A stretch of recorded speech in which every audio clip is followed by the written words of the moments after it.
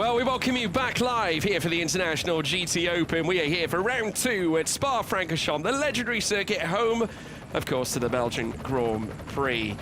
Now, this time around, we're going to be witnessing the GT3 cars making their way around this illustrious circuit at 11 degrees of air temperature, 66% humidity, track temperature at 19 degrees. And this is a hallmark weekend because it's the first of our 2 500 weekends here with an endurance race, one endurance race to take us through to decide a round winner here in round 2. And we have got 2 qualifying sessions to bring you with both sets of drivers marking an appearance for every car across this grid in a bid to put together the fastest average time to become a pole sitter here at this Spa event. An event that we've been running since 2022, where the endurance race first took place, with Leonardo Polcini and Benjamin Hites winning on that occasion for Oregon Lamborghini. Sam Nahan and Charlie Fagg took it in 2023. Al-Faisal Al-Zubair and Michael Grenier in 2024. But this time in 2025, we will mark a new winner here this time around. And to take you through the festivities this weekend, my name, of course, being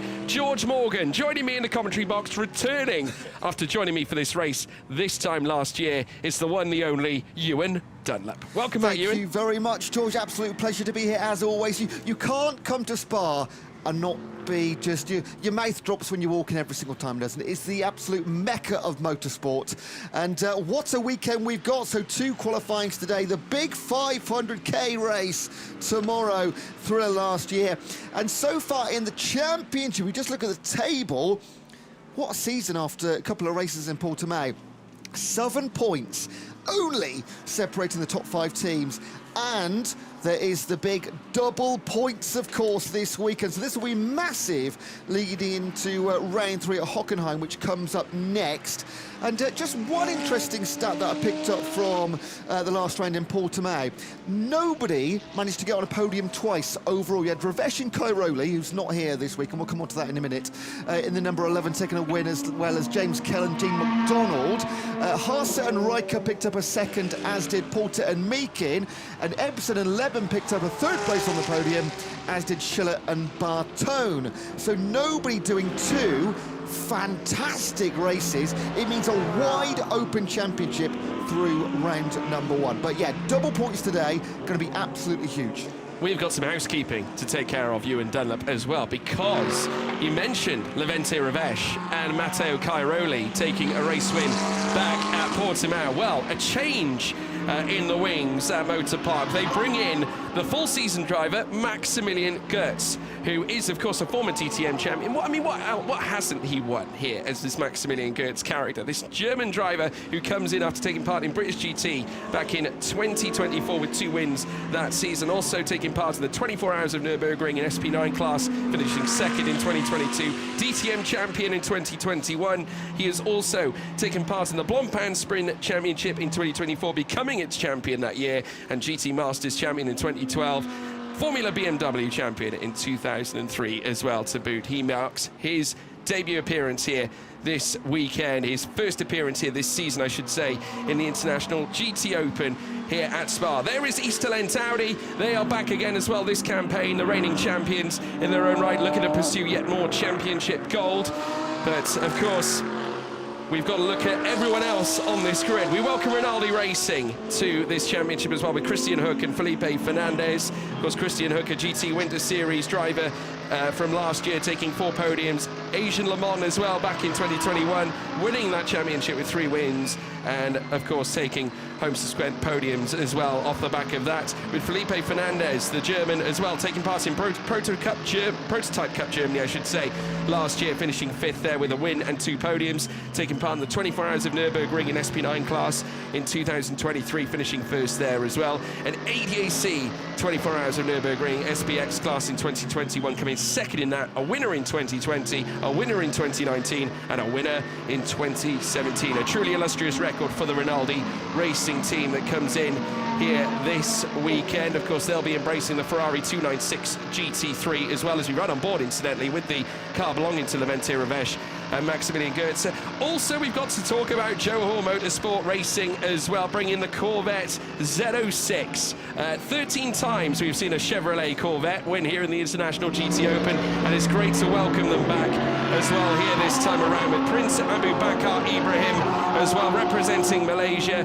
He will, of course, be in the car, and also Prince Jeffrey Ibrahim as well, also representing Malaysia, both of whom have such a high level of historic records dating back through modern era GT3. They have done so well in the past, taking part in Bathurst 2012 Hour, as well as taking part in GT World Challenge Asia as well, and Asian Le Mans in GT category racing. But as a whole, as a pairing, very strong this weekend. Yeah, and as you mentioned as well, it's the combination, the average time of the two drivers, which will mark the lineup for our grid. So whoever is on top of the top step after this sort of next 25-minute session, 20-minute session, doesn't guarantee them pole position, or maybe anywhere in the top sort of 4 or 5 rows. It is a combine of the two times. So we will bring you those at the end of the second qualifying session, which is at 3:10 this afternoon. Only then, by about 3:30, are we going to know who is actually going to be on the front step for the race tomorrow. Yeah, well, I can tell you that times are already coming in thick and fast. Now, we can't not talk about times without talking about free practice. Now, we've had free practice 1 in the books today. Alex Fontana and Hash, who have come off the back of an extraordinary round in their own right. Of course, Hash was absolutely exceptional, taking a Pro-Am victory in our last round at Portimao. Coming in back again with Car Collection Porsche, their sole entry this season as we watch the 45 climb the hill. This is, of course, Felipe Fernandez. Now, this is the Rinaldi racing car we were alluding to, of course, in the Ferrari 296, that's in the very colourful turquoise blue and purple with a little bit of white smattered in the middle as well, making their way up through towards Lake Com. They're currently second fastest. Simon Reicher pops into 7th, just ahead of Miguel Ramos, who is, of course, one of the joint leading race-winning accruing drivers in this championship. Now, I'm trying to make that make sense, but Miguel Ramos and Andrea Montemini, who returns to the series this weekend as well, Ewan. We got a chance to talk to him yesterday, the two legends and icons of the International GT Open, returning once again, both of them sharing 20 wins apiece in this championship, the highest recorded winners in the International GT Open overall, and we welcome them back, and both of them sharing 2 championships apiece as well. But yeah, was talking about free practice times. Hash and Alex Fontana 2:15.979 in FP1. FP2, it went the way of Levente Ravesh and Max Goetze as well for Motor Park Team Mercedes, 2:15.360. And this morning in the bronze test for FP3, it was Christian Korzanowski and Stanislav Jedlinski for Olymp Racing Ferrari with a 2:16.222. So there we have it. Tommaso Mosca going faster again, and already we have burnt through the fastest FP time, the fastest free practice time that is, and it's a 2:14.206 for Tommaso Mosca. But hold the phone, folks, because here comes Felipe Fernandez Laser, the German, who is looking to once again go a little bit quicker in the Pro-Am as Mikey Porter pops into 5th fastest ahead of Nicholas Cruton. We now watch as Laser now flies down through towards the bus stop chicane. Let's see what the Rinaldi racing driver can pull off. Like I said, last year, Prototype Cup Germany, 5th place in the championship with 1 win. Let's see where he can push his car this time around in the Ferrari across the line. As he makes his way through. I can tell you that there is a purple middle sector. Not enough, though, to go faster again as he rounds the source, so will remain second fastest. We also got a chance to speak to Mosca as well, Ewan, and a very, very classy bunch are AF Corsa, looking to pursue their first championship victory in a long, long time. Of course, it hasn't been necessarily a... should we say, in terms of overall championships, I am, of course, talking, of course, we allude to AF Corsa being such a well-known winning team historically in this sport. And their last championship win coming all the way back in 2014 as a team in GTS class here in the GT Open. Wow. Yeah, time to rectify that. I think it's worth noting as well, the 45 on your screen there of Laser. That is a guest-entered car, so not racing for the entire championship, just here for the day. Would have the Nürburgring 24, though, so plenty of skill in the endurance events. I'm going to be enjoying Spa here tomorrow. Should be around about 500k. It's about a 3-hour race there, give or take a few. Now, talking about stats, George, just looking at I love stats, Ewan. our wealth of information. Obviously, pole position doesn't guarantee you a win. It's a good advantage. However, one thing that doesn't guarantee you success as well is laps in first place, because we've got Hash and Alex Fontana here. They've spent 26 laps, more than anybody else in the lead of races through Portimao, only 8th in the championship. But Michael Porter and Zach Meakin, 4th in the championship. They've only led 1 lap at Portimao. That's called ratio. That is Ewan Dunlop. Incredible stuff indeed from Mikey Porter and Zach Meakin. I mean, we've got to talk about their mega response and reaction jumping in the pits when they jumped out during the driver change window, beating Anthony Bartone and Fabian Schiller to the punch. Massive. It was extraordinary, and that was the defining moment that led to that race victory going their way at Greystone GT. And only Greystone GT's second win in the International GT Open. Their first one came last year. Great. Perfect. You're coming to the fore at the right time. Yeah, truly remarkable. As now we round the remaining 14 minutes, Artem Petrov jumps into 5th fastest. Dean McDonald, we just spoke a little bit about Greystone GT. Well, they have just managed to land their first P1 blow of the session after a purple final sector. Luca Ludwig also lining up alongside Andrea Montemini this weekend, as Fabian Schiller, who, like we said, lost out with McDonald and James Kell after they managed to surpass them during the driver change window. Well, now Schiller joins the top 3 battle and just settles in behind Tommaso Mosca. Amari Bondwell, of course, representing BDR Gruppo Prom. He is in 12th fastest. Now, there was a lot of talk around Bondwell lately, around the chassis that they were utilising at BDR Gruppo Prom, that they had a little bit of damage that they hadn't been able to repair. They weren't able to necessarily get hold of another chassis, so have had to make do with what they've got coming into this Spa weekend. Yeah, Greystone based at Silverstone in, of course, Great Britain. Team principal Mark McLaughlin will be watching on closely. Dean McDonald Gold driver James Kell Silver, both in their mid-20s. What a way. In my mid-20s, I'm not sure what I was doing. I wasn't spending it time racing around Spa-Francorchamps. What do you mean you weren't? Miguel Ramos pops into 12th fastest as well. Well, he's in the pits now, I will say that. Dean McDonald, purple in the first sector, though, 72 thousandths up already on his best time. We have well surpassed, like I said before, the free practice fastest times as well. A little bit of flashing here as well from Fabian Schiller, who is very keen to try and get past this traffic, and of course trying to weave his way around an Audi at the moment, it would seem, as well as they come around the middle sector. There is the Oregon Lamborghini's back again. There's our current P1 sitter, the Greystone GT, on part of Dean McDonald, registering the fastest time of 2:14.156, and currently, as we run on board with Dean McDonald, they are half a tenth faster than Tommaso Mosca. That is all that's between them, half a tenth. And if you want to go further than that, the top 3 separated by only 88 thousandths of a second, and Fabian Schiller has gone purple in the middle as well. Oh, indeed, and on that, 1 second between the top 10. It's going to be incredibly tight here. Still got over 10 minutes remaining, plenty of time to get some more flying laps in, and Greystone jump into the pits. Yeah, looking to just break away, I think, from some of the aero. The ISR Audi coming through as well. They were relatively quick in the bronze test, of course, with Libor Malotta and Philip Salacada. So we now watch as Schiller makes his way up towards the line, purple in the final sector as well, and first fastest ahead of Dean McDonald. Now, as we await Simon Reicher to also come across the start-finish line, of course, registering a personal improvement in the first sector, but no improvements in the middle, and straight onto the jacks for the Greystone GT McLaren belonging to Dean McDonald at the moment. Fresh set of boots, or at least the tyres off the car, as they look to get set again for the remaining stint here at Spa, but with 11 minutes to go, still plenty of time for some changes to be made. Steve Jans, who is back in this championship, spoke to him yesterday, very excited to be back in the International GT Open, and also carries a huge weight of history in his own right in competing in this championship. Very accomplished as well.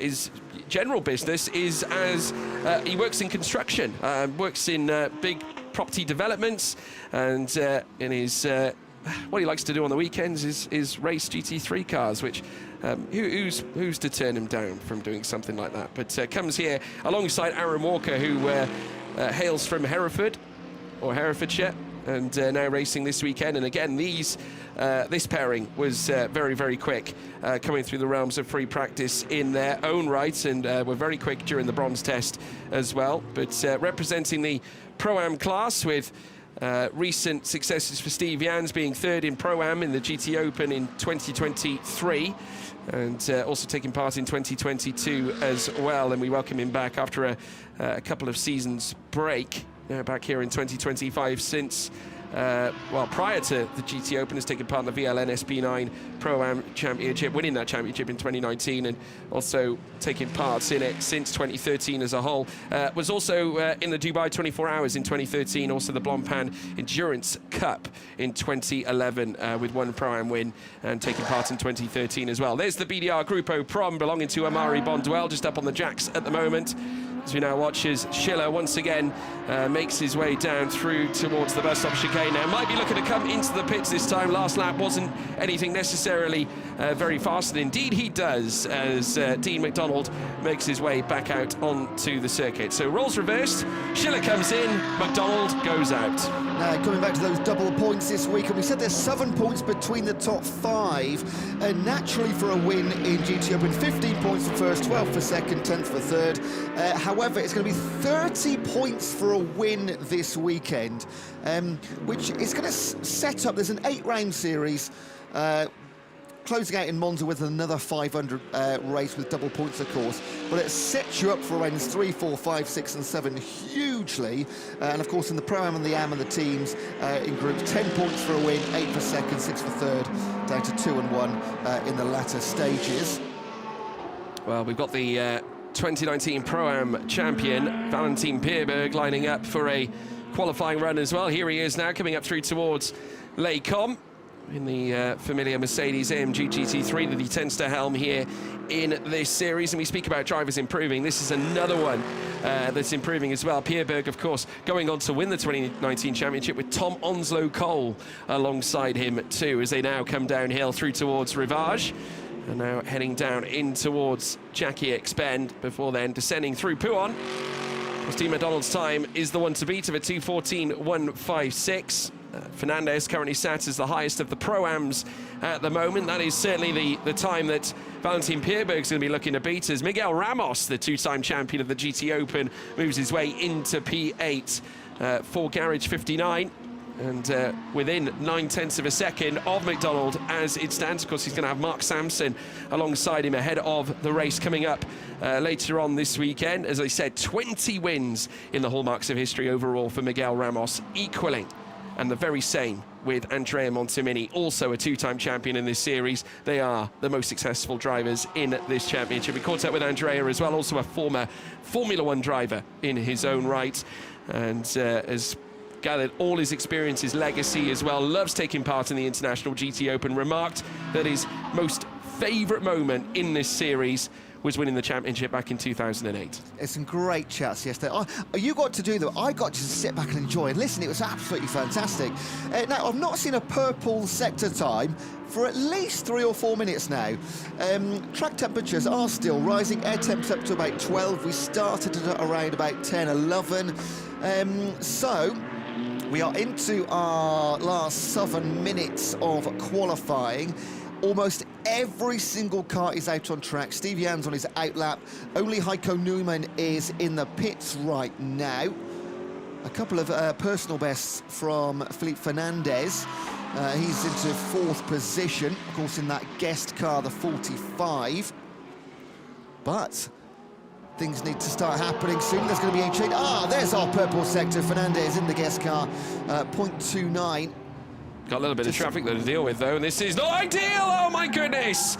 Contact, and that's with Max Gertz, who is now making his way out of the bus stop chicane, was caught by Felipe Fernandez, who was eagerly trying to get past the Rinaldi Racing Ferrari. He was purple in the middle sector, looking to complete his lap, and now at a standstill is now the two motor park, not the two motor parks, I should say, the get speed of Fabian Schiller, making a little bit of contact with the motor park car making its way through, belonging to the 11 of Max Gertz. A very harem-scarum moment. That is a championship leading car, the number 11. You don't want to make too many damage on that one. The team will have a look. It was a fairly light touch, right on the rear end, spun it round. A bit of flashing lights there. Yeah. I think obviously the grand concern for the Rinaldi racing car was the fact that he was purple in that middle sector, was desperate to get through and nail that time down. Obviously, where it comes down to averages, it's not necessarily this time that is going to make you pole for the race coming up. Remember, it's the average lap time across 2 sessions. We have got this qualifying session now, but we've got another one coming up later on Here's the replay, this afternoon. George. It certainly is. Here we go. Gets, yeah, right on the inside. Maybe I'd like, 6.5 dozen, isn't it? Just turning in perhaps a little sharply there. Max Gertz just catching the front end.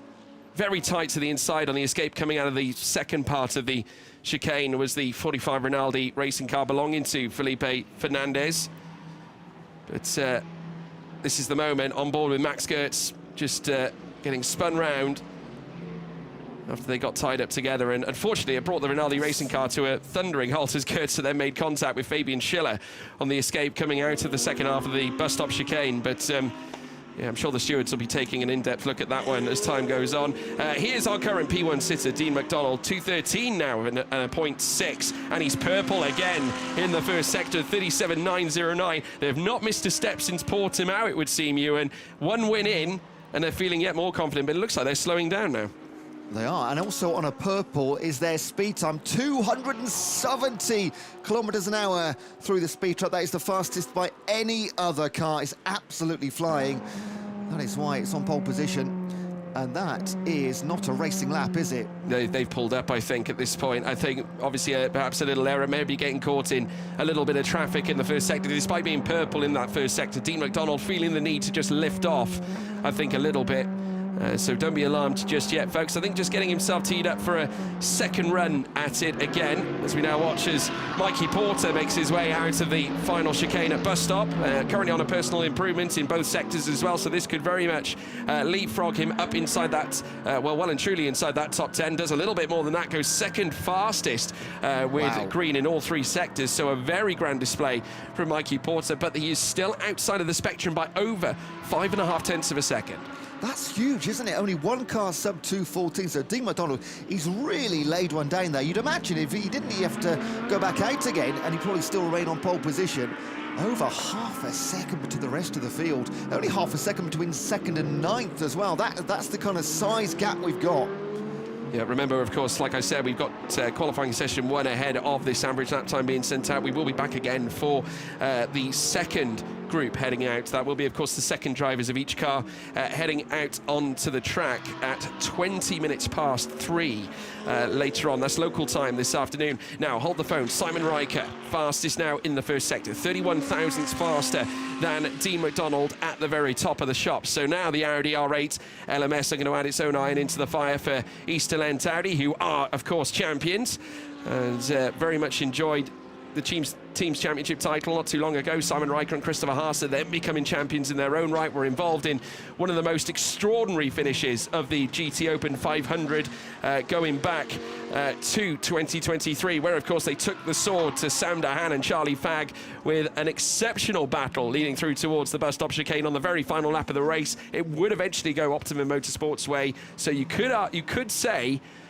that they've got a little bit of a bee in their bonnet over this race. Easterland Audi could yet perhaps enter their name into the fold. Now, Fabian Schiller, purple in the middle as well, 60.8 coming out of Sector 2. Simon Reicher, despite being purple in the first sector and going faster than Dean McDonald on this very lap, losing time in that middle sector. So all eyes on Fabian Schiller, who has dug very deep, not only taking the purple middle sector time, but is now currently faster than Dean McDonald. Tommaso Mosca, now second fastest with Artem Petrov third. Here comes Fabian Schiller. He goes fastest now as well. Here comes Simon Reicher as well, looking to join the fray. 9th fastest for the Easterland Audi driver as well. So now McDonald displaced to second, Mosca down in third, Petrov to fourth, and Mikey Porter down in fifth.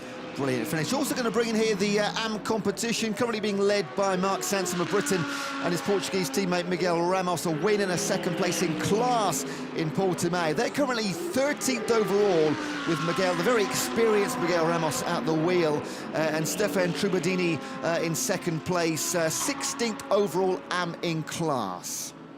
Artem Petrov now going purple in the first sector. Oregon team Lamborghini winning this race back in 2022. And I'm sure Jerry Canavicio and Pier Giorgio Testo will be hoping for yet another big result. Artem Petrov in his second season in succession with this team.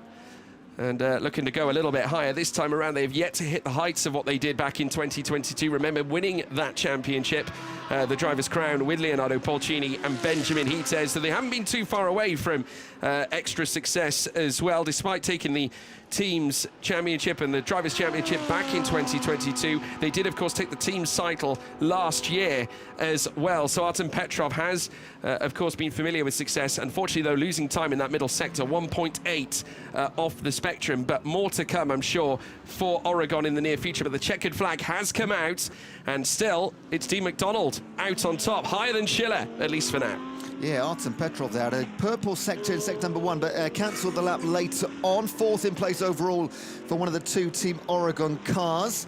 So each car now crossing over the finish line for the final time. Will we see any changes? Petrov to 4th, he's come in. We have got Tommaso Mosco's going to have personal best time. How quick can he go? Currently in 3rd position with a 2:14.029. Will not beat that. Best 3rd place for the car number 51. Who else is starting on a flying lap? Dean McDonald. Mikey Porter currently on a green lap as well, coming out of the 1st sector, is also green in the middle as well. 61 now as they cross the line. It is Mosca up into 2nd fastest now as it stands. The timing line actually just after, it would seem, coming out of the final corner. So Mikey Porter with every chance to improve yet again. We've got yet more cars are going to conclude their flying laps as well. Max Gertz also on a flying lap and is currently faster in that middle sector in comparison to Mikey Porter at the moment. So hold on to your hats, folks. We could see yet another late charge. Gertz now coming up towards line. This is the ISR Audi of Philippe Salicada and Libor Milotta. They're making their way up towards the line as well. Let's see if there's any changes in the immediate top 10 as we now see the Oregon car sprinting down through towards turn 1 as well. There's the ISR Audi that currently sits at the moment as I'm looking at it on my screen. Libor Milotta 18th fastest. Stefan Trobadini in the 16th at his first start here in this season's championship. Still Dean McDonald holding on to the fastest time at the moment. No changes for Mikey Porter. He remains 7th fastest. There is, of course, the Hash Alex Fontana car as well. But it looks like there's going to be no changes up at the very top. It will be Dean McDonald, fastest here in qualifying 1, with qualifying 2 coming up later on this afternoon. First Blood Greystone. Fantastic, as we've said already. 4 manufacturers in the top 5 as well. So the McLaren of Greystone on top with Dean McDonald. Just 4 races in the end. Great finishes for Götz, Mosca and Schiller to go sub 2:14. So currently they would be on the front 2 rows of the podium. So much more to come later on from 3 o'clock this afternoon, though. That will really shake things up. Felipe Fernandez, top in the Pro-Am class in the Rinaldi Racing. Ferrari 2:14.192. There was half a second gap early on. It really tightened up in the last 5 minutes of that qualifying session. Yeah, Mikey Porter, Nicholas Kroot in 8th, Luca Ludwig 9th, Tom Leben in 10th as well. None of them could surpass Dean McDonald at the very top of the shop. P11, we can have a look. Amari Bonduel in 11th place for BDR Grupo Prom. Simon Reicher in 12th. Miguel Ramos, highest placed AM. They are representing in 13th. We've got Philip Ugran, 14th for Oregon. Steve Jans, 15th. Stefan Trabadini in his first start this season, 16th. Eduardo Bacci in 17th. Libor Milotta, 18th place for ISR Audi. Valentin Pierberg, Marcin Jedlinski in 20th place. Marcello Ramirez in 21st place. Then comes Michael Blanchimon for Santaloc. Then comes Heiko Neumann. Prince Abubakar Ibrahim in the Corvette. Down in 24th place, Johannes Selger. Laurent de Meus in 26th. Hash in 27th. Amir Naran in 28th. And then comes Gino Foglioni and Stanislav Jedlinski down in 30th place. So, folks, that is all she wrote here in this very first session of qualifying 1. We will, of course, be back later on for qualifying 2. Join us, be sure to, at 3:20 local time. But from myself, of course, George Morgan, we've got Ewan Dunlop as well. Join us this afternoon for qualifying 2 ahead here at Spa.